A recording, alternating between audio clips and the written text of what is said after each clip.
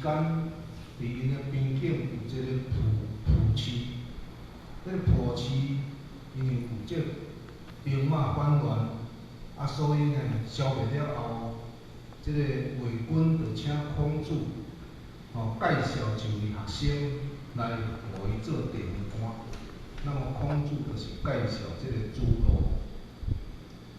咱即马讲即个朱罗来治理即个蒲市的时阵呢，因为伊出于好心，摕家己的即个俸禄来补贴民工，受老师的委派，主公用极端的方式来制止朱罗。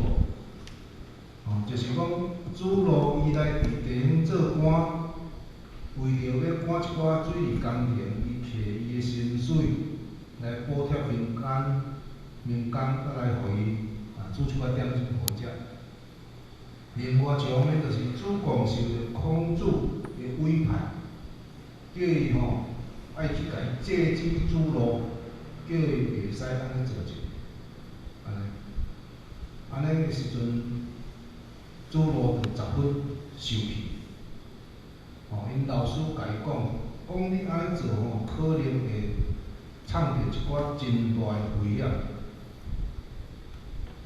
咱即马讲即个故事的开始，有一日，主公将即个主路师兄的即个大鼎甲伊敲倒，因伊伫遐咧煮饭互遐工人食。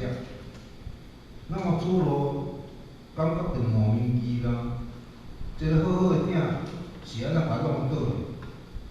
主路就摕着一支木棍，去捉即个主公。主公是伫前面一边伫去，一边伫走，一边伫喘，嘛一边笑哈哈。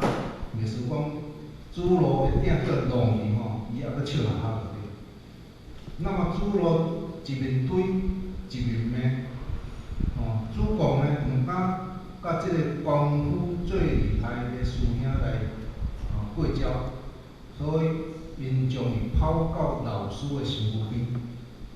即个主公伊就去避伫老师的身后，那么主路入来的时阵呢，去互老师甲伊破掉了。伊讲恁两个是咧创啥物？伫即个大街上拍闹闹，成何体统？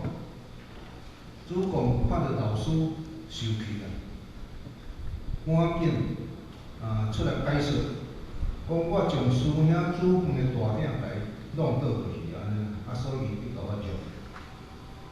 即个孔子老师听到即个主公咧讲即个代志的时阵，煞笑笑，责骂即个主公讲我是咧叫